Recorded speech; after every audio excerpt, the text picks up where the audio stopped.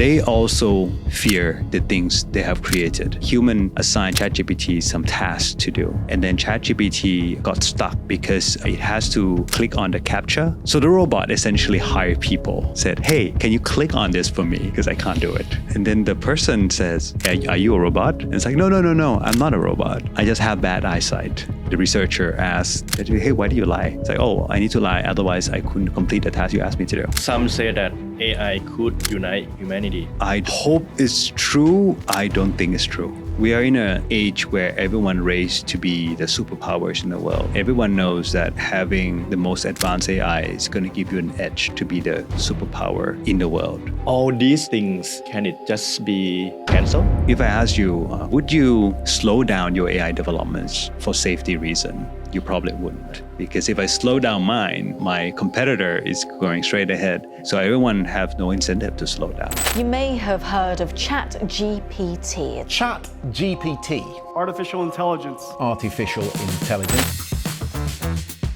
Welcome to AIMHOUR. For this episode, we have Tonson Santitarn Sathirathai, a chief economist who once worked for a giant tech company in Asia. We get him to sit down and tell us more about AI, start from the scratch.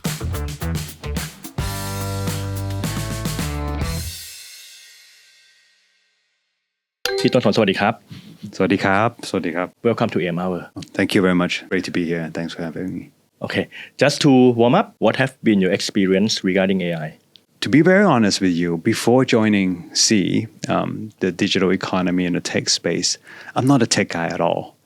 Somewhat, heard of this field, but never really dealt or get my hands on it.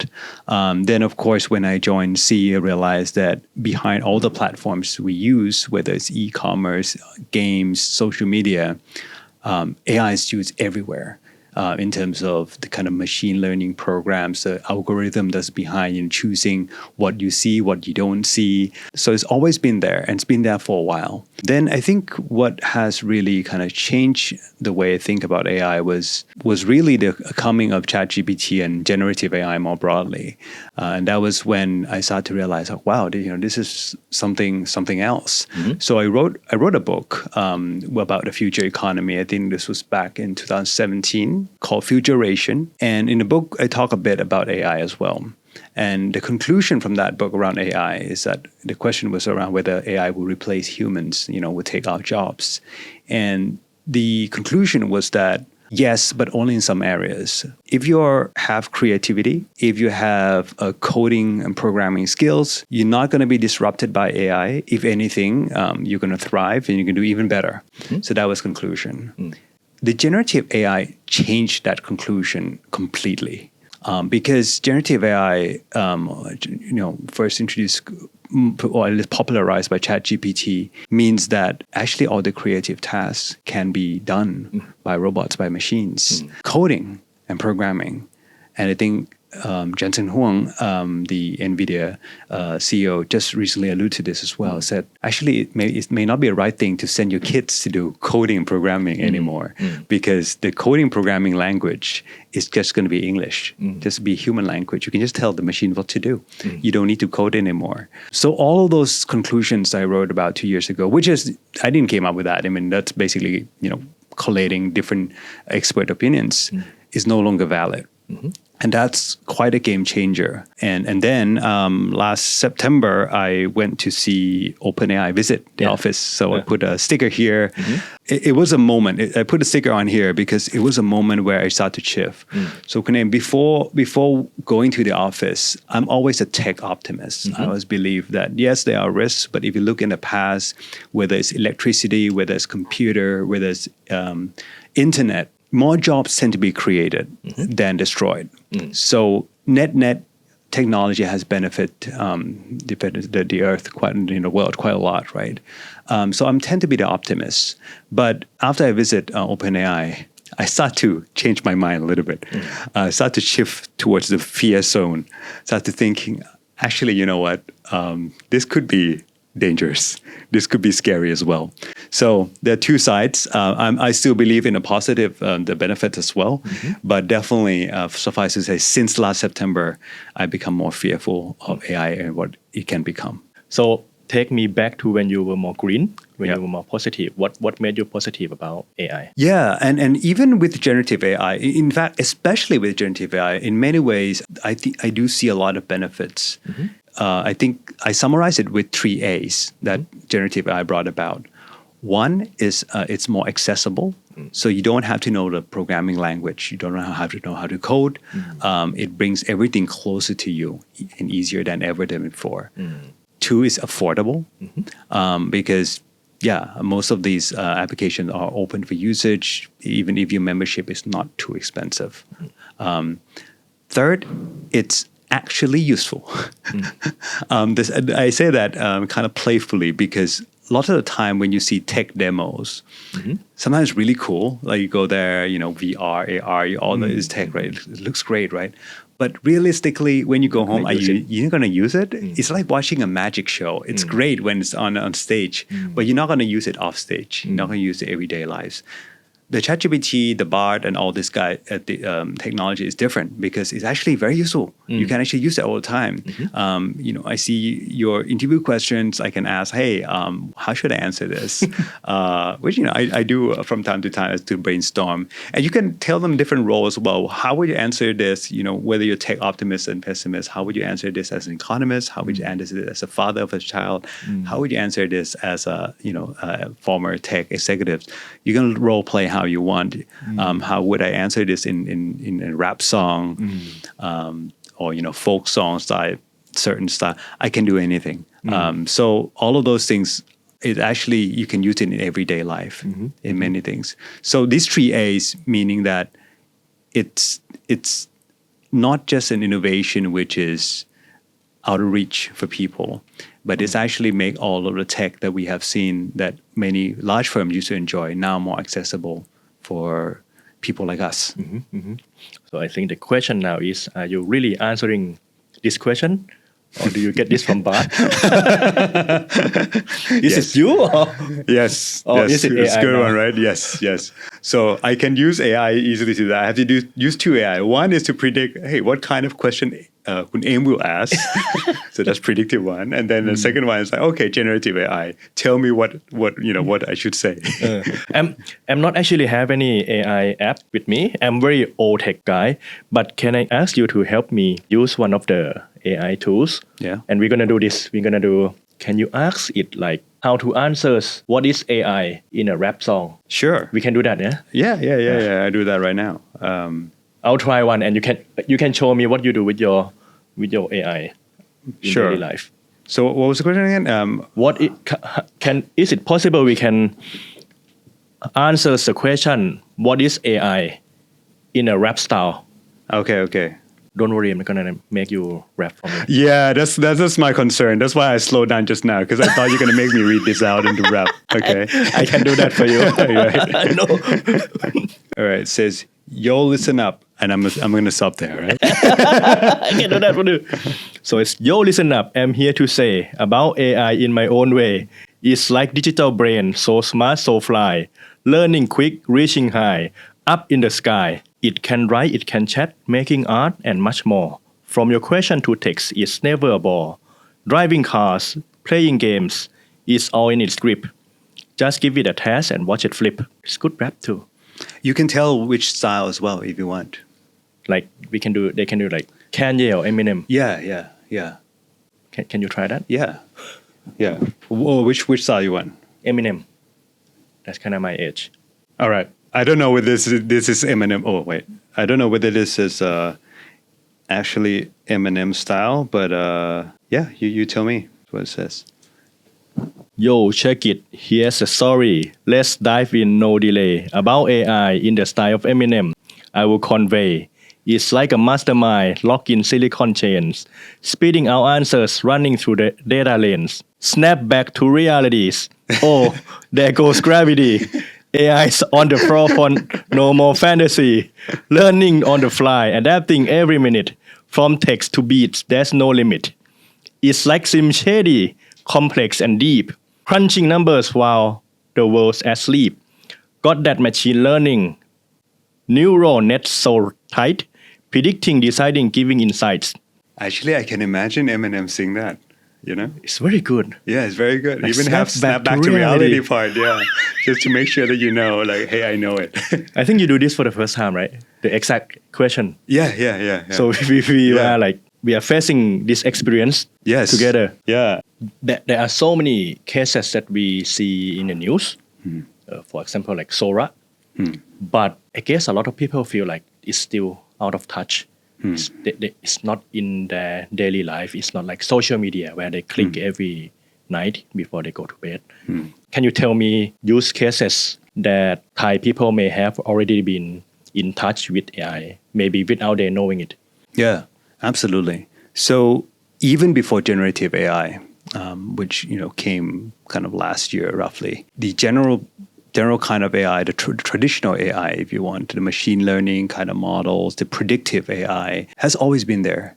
If you use any platforms, any apps, chances you're already exposed to it. If you look at social media, you can see which kind of content you see, right? On certain social media, certain period you say, oh, okay, I see a lot of what my friends are posting, and then the social media will remember what kind of posts you like to see, and you decide, oh, okay, this seems to be your good friends. So you always click like, and so they'll keep showing these friends to you.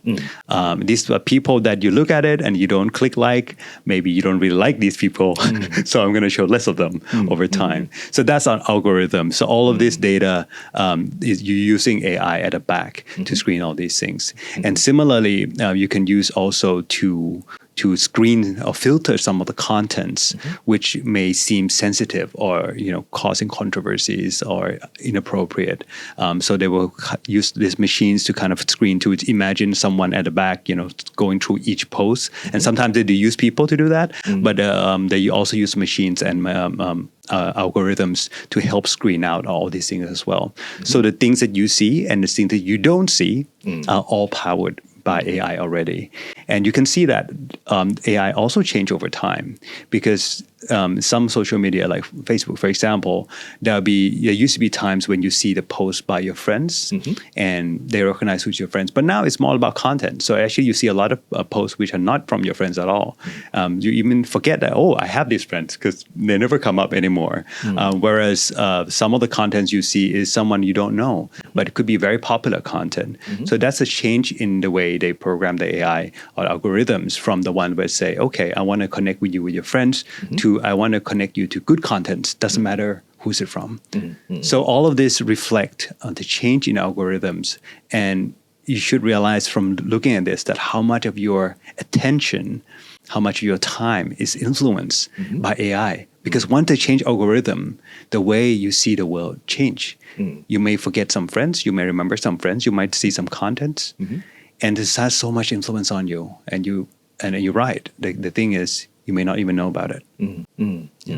So basically, AI kind of help accelerate everything faster. Yeah. Am I correct? Yeah. Everything starts from a normal basic thing. So you kind of, if you think about, let's take example of a market. The market always exists. It's a place where sellers go and sell their products and consumer goes to buy their goods, do some shopping. It's already a kind of platform. You don't need anything digital in it, right? Then you have a digital age where it's like, okay, you know what? You can do all of this on your phones. I'm going to place my products, my shops on the phone, and I can buy stuff and pay for stuff on the phones. And then it get delivered to my house, right? So what that helps you is that actually the cost is now much cheaper. I don't need to get a space. I don't need to walk to the market. I don't need transport. I need to go there. I can just do everything at the convenience of my room. Then you get from another level from digital to say, hey, now that we have a lot of digital transaction, we know who's buying from whom, at what time. This is data. This is a huge amount of data. Maybe we can do even better. We can help customize experience for you. So we can choose what kind of products come to you, what kind of deals might work for you, right? And offer the right deals for you so you buy the right ones and the sellers get to sell to the right buyers as well. So both win-wins. So this is data-driven process. This is data science. What AI comes in when you start to is a special technique within the data science part that empower this process even more. So now you can almost automatically do this and do it much larger scale.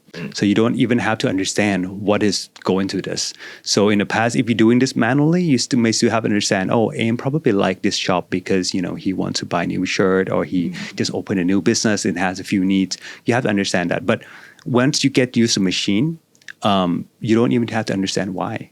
The machine will think for you. The machine knows thatคุณaim like this, like to buy this, and this kind of deals will appeal to you. We don't really know why. There's so many factors that they consider. So that's the evolution from a very basic offline markets to a very sophisticated digital platforms with AI-powered data. But essentially, in some ways, the same concept. It's just better because you can scale much more, much faster, much more customized, just using data and using the power of computer. Well, so far it seem nice. Yes. It all seem kind of make our life a bit more convenient. And I feel like most of the people, especially in my generation, when we were born with kind of, like computer and social media, we already accept that fact, okay, Facebook gonna listen to us when today we talk about AI. Right. Tonight we're gonna get bombarded with AI ads. Yes. I think we already accept that fact. Yes. Like it or not. Yeah. We are fine with that. But are there any examples that sort of unheard of, something that could make the public or could make the audience a bit scared of AI? There's already a few issues even before you bring in AI, but just a platform, just the fact that the platforms know you so well. An example you just provide right earlier. One is, of course, the privacy kind of concerns. Do I want people or platforms to know? In your case, Google, know that I'm leaving at 8 in the morning and come back 6 in the evening. Data security, is that data secured? What if someone else get access to that data and know exactly when I'm leaving my house and when I'm coming home? Which also means that, let's say I have family and kids at home, they will also know when I'm not home and my kids alone. All those kind of things become issues. But then there's also other kind of commercial type issues as well, which could come into play. So if the data, it depends how the platform's using the data. So if the platforms are using the data to in its own advantage, for example, they know that you probably have to go to work at this hour and come back at this hour, and then it decided to pass the data to your ride-hailing companies, whether it's Uber, whether it's Grab or Robinhood or whatever it is, and they say, hey, you know what, this guy, it looks like he definitely have to go to work at 8. Why don't you charge him really expensive price at that time? Because he's desperate. If he doesn't get there, he's going to get in trouble because look at his pattern. So let's charge him super high price at that time. All right, and same thing at home. And you probably see from your apps that you're buying diapers. So you probably have young kids. You have young kids at home. That means you have to come back quickly, otherwise your wife's going to be angry. So that let's charge him expensive price as well. So all of these things, now you start to use this data. Is that ethical? Is that the right thing to do? Economically, that's kind of a price discrimination. You're charging me really expensive price just because you know that I'm desperate for this. So that's another issues that's come in. Then the problem is, once you get to the AI, so that's just unethical, but that can just be human doing that, right? When it comes to AI, a lot of problems that comes in is that sometimes, as I said, you don't even know why AI does what it does. So if you say the pricing of your ride-hailing is automated, maybe they charge really expensive price around that time, right? But you don't even know why. Why the AI does that. Maybe it picked up that you really need to go there at a time. Maybe it's other reasons. What if AI start to provide different price for people with different gender, different race? Because what goes into AI a lot of times is the data, actual data, which sometimes is biased. The world is biased. So that those biases can go into the algorithm and can decide for you that, where to go. For example, the same example, ride-hailing, they might charge you a very high price because they think, well, you have a good, steady, important job to go. They might charge me a very low price. And because it decides like, hey, Santitarn Tonson, it doesn't look like he has a serious job. So he probably doesn't really need to go. So, if I charge too expensive, he won't go. So they might make that judgment, but we don't know why, right? But it's biased, maybe based on profile and other things. So all this kind of things is a problem with AI today. It can be biased, the issue of what you use with the data, and then it can get worse. I think the fear is that you have a sci-fi movie moment where it just manipulate you what you want to do, right? Where you should go, what you should do, because it decides that this is actually a better way. It may decide that Tonson going to work is actually bad for the office. He's no one likes him, so I'm gonna make the cars not available for him, so he can't go to the office, right? And so no cars available for me. It's like I ask Kun Aim, hey, how come there's no cars? Like, no, everyone can find car except for me, because the AI decide for me that you're toxic. We don't want you at the office. So what if that happens? That could actually happen to me. Yeah, right. They guarantee you. Gotta ask around the office. But to think about it, like I'm gonna go a bit extreme on this case. Imagine in a country like the US where they have gun issues. Right. If the AI is so smart and they can detect that maybe I'm angry and maybe advertising gonna bombard me with like guns and I can buy it, deliver it to my place. Yeah, I think that's the issue of the ethics. And on the opposite side, you can also talk about the positive side of this, where you can use AI to detect potential problems. So for example, again, let's use games. You can potentially use the behavior of how people play games and detect that, hey, maybe this guy, there's something not a sign of mental health problem, or sign of stress, or sign of something issue. Maybe you keep logging in at weird times of the day, and you keep playing like a really mad, angry person in certain ways, and your chat. If you detect those things, and you can do early intervention, you can recommend them to go to help, all of those kind of things. You can use it for good as well. You can also use it in the platforms, and this is actually done in real life, to screen for illegal products sold on platforms, right? Because platforms, most of the time they don't sell their own products, right? They are just a bunch of people comes in, and some of the guys may just sell milk, and then but next to that they could add another products which is completely illegal there, right? Guns or other things. So how do you know that these products are on your platform? Sometimes you have to use algorithm. Sometimes you have to use AI. So you can create algorithm to help screen and detect like millions and millions of products, which ones are illegal products, and you tell the sellers, hey, you have to take this down. Otherwise we're going to close your shops and report to authorities. So it can also be used for good and bad. But sure, I think the scary thing about this is, at the end of the day, it's a tool, and the tool can be used for good and for bad. What's different about AI than any other tools is that when we talk about tools, we always debate its use based on human judgment. And you can have different opinions on the different issues. But when it comes to AI, you're introducing another new actor, which is not human. So is it okay when self-driving cars are always a great example. If you drive and you have to choose between, you go straight, but you may hit something, or you turn right and then you hit another person, who should you hit, right? There's always these ethical questions about if you can choose between going straight and hit someone who's maybe a bit older, but if you turn right, you may hit some children.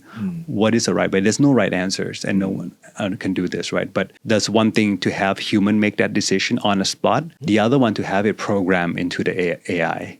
So what if AI is programmed to say, I'm going to hit the older person every time, or I'm going to hit the kids every time? That just doesn't sound right? And that become very difficult ethical issues, which is very different from letting the person decide on the fly and it's accident. So this is kind of thing where it's very introducing AI as a decision maker make things much more complicated. So again, is I want to see the reality, not just what you said, but like most of the example are on stage. And I like that I get to ask you this question because you also have children.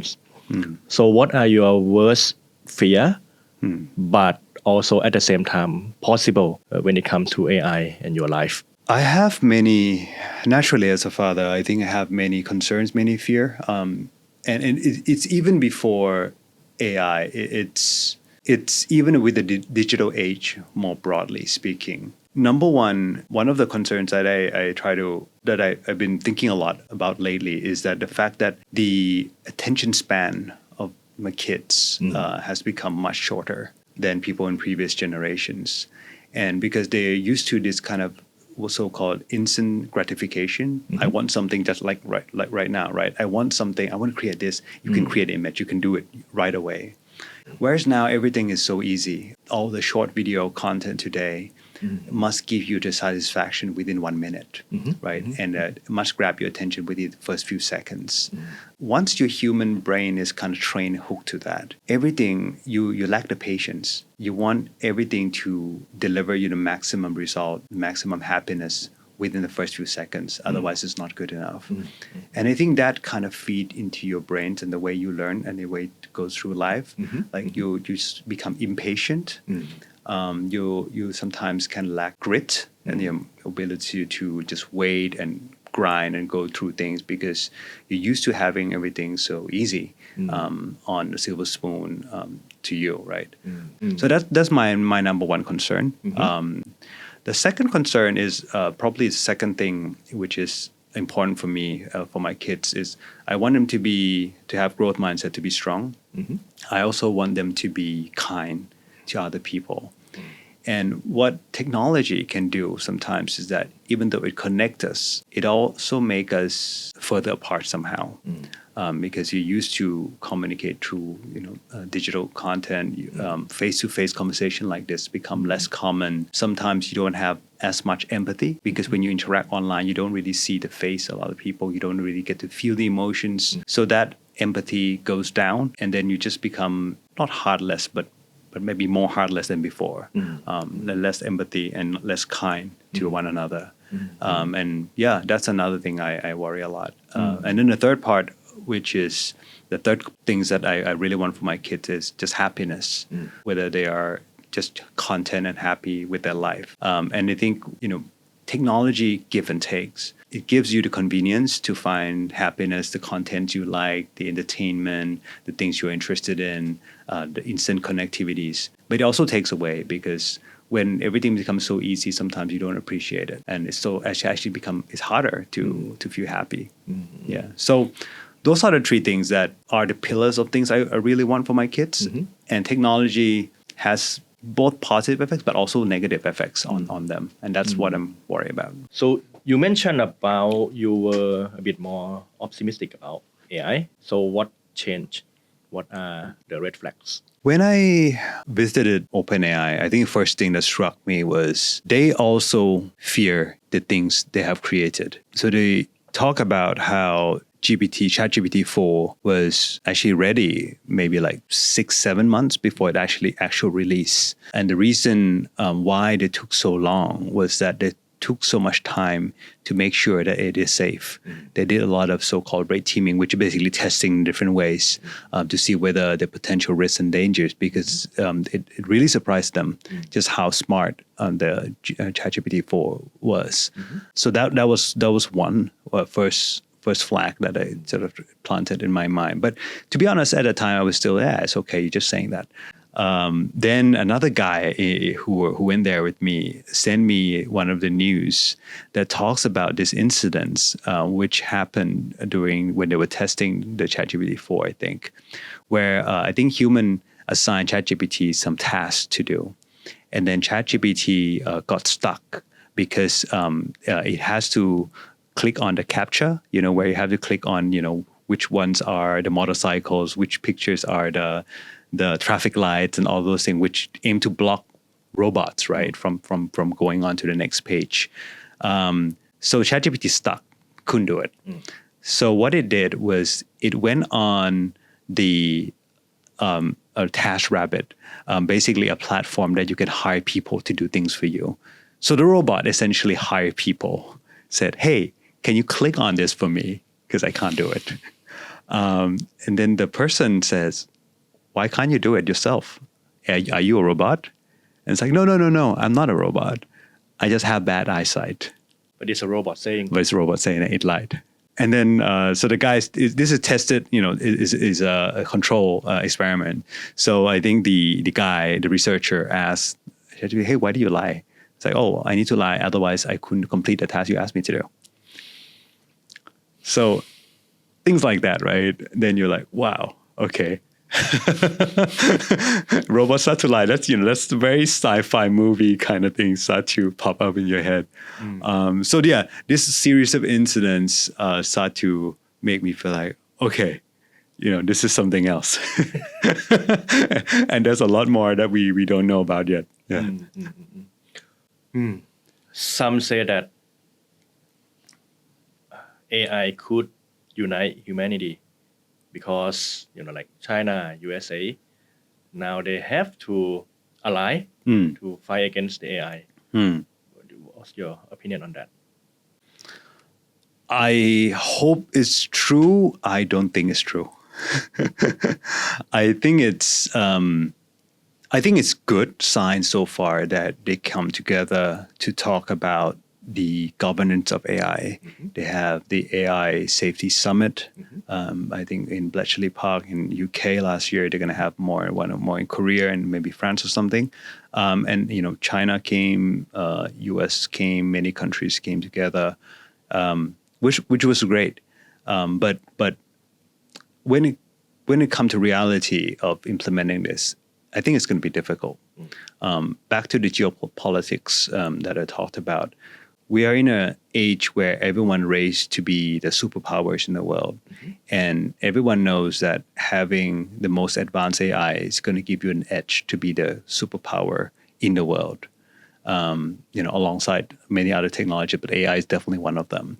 And that's why there's so many tech wars, banning access to AI chips, banning access to different products, models. So if I ask you, Kunam, like, if you're in this war, AI race, right? Would you slow down your AI developments for safety reason? You probably wouldn't, because if I slow down mine and my competitor is going straight ahead, then it might become the top AI country superpower in the world, and I lose out. So everyone have no incentive to slow down. Everyone have no incentive they're going to put security, national security, over probably safety reasons. I hope it doesn't happen, but I think we got to consider that risk. What should we do as a mankind? Right. How do we design policy? And what are the stage of it now? Yeah, I mean, unfortunately, if we are talking about big countries and developed economies which are advancing AI, then there's a lot to think about there. There are things of governance they should put in place. I mean, what they're doing is kind of going the right direction about coming up with at least a big protocol, the same way you would have with kind of nuclear and other things, developments, right? Or like learn from the pharmaceutical industries as well, all the procedure safety in place, all those things. But as a kind of small economies, Thailand, where frankly we're not going to have much say in what developments can happen at the frontier, I think that we have to kind of prepare ourselves, and same as us individuals, think like how can we make the most, utilize and benefit the most from AI, but at the same time also minimize the risk, right? And I have a framework where I think about, I think the four things that we can do at a people and organizational level. And it comes out to be the word price, like PRICE, right? So PR is for proficiency. Proficiency as in we know how to use it. You got to download this and then go back and play around and do different things and know what it can do and what it cannot do. It looks impressive now, but there are a lot of limitations too. There's a lot of so-called hallucination. So if you ask it to do something, sometimes it just same kind of if you have a student or your assistant who doesn't know stuff but want to pretend that she knows or he knows stuff and just make up some stuff, it does that a lot. So it just completely go off track and go crazy. So you got to be careful with that. So you got to know what it can do, what it cannot do, what you can trust it with, what you cannot trust it with. You got to know as well that when you put the data inside some of these AI, many of them, the data can be used to train the next AI model. So, ChatGPT, if you put the information there, they can use it. So be careful of the privacy issue as well. So all this proficiency is about knowing how to use it for yourself, for daily lives, but also for your profession. So for media, it would be one use. For finance, it would be another use. For doctors, it would be another use case. So this is proficiency. I is for immunity. So you got to know the danger associated with this. Even you don't use it at all. Some people might use it against you, right? The call center gang, I'm sure they're going to be empowered, unfortunately, with AI. They can create deep fakes. They can do a lot of harms. So you got to be more aware of this kind of harm. Fake news, misinformation is going to go more rampant. So you got to have ability to screen and filter through. That's immunity. The third one, C, stands for critical thinking. And this is a bit strange because it's less about AI itself, but in the age of AI, where the machines can do most things that human can do as well, there are only a few things which I think is still a superpower of human. And one of them, I think, is critical thinking. So it's just not simple creativity anymore, because creativity, they can do it too. But critical thinking is about asking the right questions. And I took this from one of my teachers, old-time teachers. He's a Nobel Prize economist, and he told me this years ago, and I think it's very profound. I thought it's profound then. I now look back, it's even more profound. He said, look, the advance in data science statistics will go so far. We will take a huge leap, next 10 years. He told me back in like 2006 or something. But Santitarn, the most important thing is not about finding the answer in a pattern, things like that. It's about asking the right questions. That's the most difficult thing, and that's going to be the domain that belongs to human. So asking the right question that is spot on, that change the way you look at things completely. So that's what critical thinking is to have thinking like, hey, is this right? Why is this way? Should we be looking this way, or should we be looking another way? All of these kind of things, that's going to be a very, very essential skills that help you survive in the age of AI, make you special. And the last one, E, is for empathy. Coming back to that, that's very human things. And I like this saying where the advance in AI helps remind you what makes you a human. Right? Because it actually kind of have to test, like, this is the part what make me really special as a human being. At the end of the day, if you're a teacher, it may not be your technical knowledge. Like, I know math so well. I'm very good at teaching it. But it could be that empathy that you understand that your student is struggling with math. And why? Why is he struggling with this topic and not that topic? And what does he need? Maybe he has some emotional issues. Maybe he's lack confidence. How do we help him or her be more confident? That's your special ability, not your math knowledge, right? And that's kind of empathy all about. And that comes with leadership and other things as well. So for me, in each individual and organization, you got to build this for PRICE, P-R-I-C-E. That's going to help you at least at the foundation level, ready for the AI world. What should be your advice for two set of people? For me, a working office man, 30 to 45 years old, regarding AI, that's the first set of people. Another one would be the parents to the younger generation. Yeah. Advice to me first. Right. That's a great question. I think the most difficult thing about AI is not just AI itself, but the speed of change. I always live in a world where things change quickly. I worked in international finance for a long time, known for being very competitive, very cutthroat. Things change very quickly. Then I went to tech. Then I realized that actually the finance world is nothing compared to tech. It's even faster, even more abrupt, even more extreme. And that was kind of pre-AI era, which is probably now. So things going to get even faster, move even faster. And I think that's difficult for human beings because we change much slower than the technology.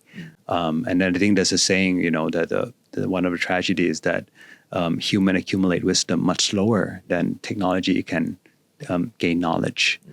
And I think that's very true. So what I'm going to advise you is the need to develop a muscle for change. I believe the growth mindset, adaptability is a muscle. It's something you have to develop all the time. So if, Naeem, you said earlier, you're not so familiar with like AI and apps and all this stuff, the first thing you should do is use it a lot and use it in your office. And you can even let someone in the office, people in your team, assign you. I have to do it, come together and like, okay, and you have to go and do this using just AI and come back and tell me, and you can assign them something.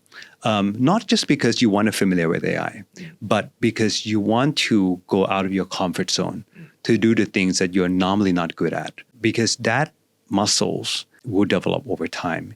And there will be times in life, this is my belief, there will be times in life where you hit certain crossroads, which is so crucial and life-changing. And that happened to me many times. When you reach that crossroad, you want to make sure you have that muscle, that you can change, you can turn when you need to turn. Because if you don't train that muscles, and when the time comes, you won't be able to make the necessary turns that are going to change your organization, your lives. So I think keep training that muscle, adaptability muscle, because things will change very quickly. It's hard to say, even though the AI we talk about today in 6 months' time can look very different as well. So it's very hard to predict. But what we can know is that change will be the constant, and very fast change is going to be the constant. And so we need to have the muscle to adapt quickly.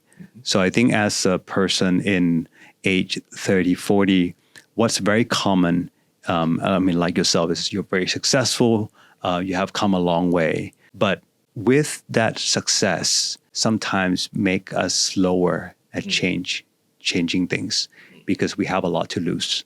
We have our ability, capacity to take risks and actually sometimes it's not the same when we were younger. And that is good, but it also can act against us during the crucial points in life. So keep training that muscle so that you can change and adapt in time. I like that a lot of your answers. When we talk about AI, it sounds threatening, but a lot of your answers coming back to us as a human being. You mentioned a lot about empathy, a lot about how we have to have more grit, more patience, control our emotions. Yes. So what are your wisdom from learning all of this? Why do you stress so much about all these attributes? I never noticed that until you mentioned it. But I guess, I guess I always believe that all technology need to be human-centric. At the end of the day, there are tools that come to make our lives better, and it's created by humans to make our lives better. And so it needs to come back and not just help us, but also helps our developments as human being as well. So that's why I'm really resonate with what the saying that AI is here to remind us what makes us human. So you go back to ask the fundamental question, what is special about humans? What are the things that we can do that no animals can do and no machines can do? And how do we harness that and make that better? And in that process, how do you make a technology parts of that integrated into our lives that makes us even better at those things? ขอบคุณครับ ครับขอบคุณมากครับ ขอบคุณมากครับผม ขอบคุณครับ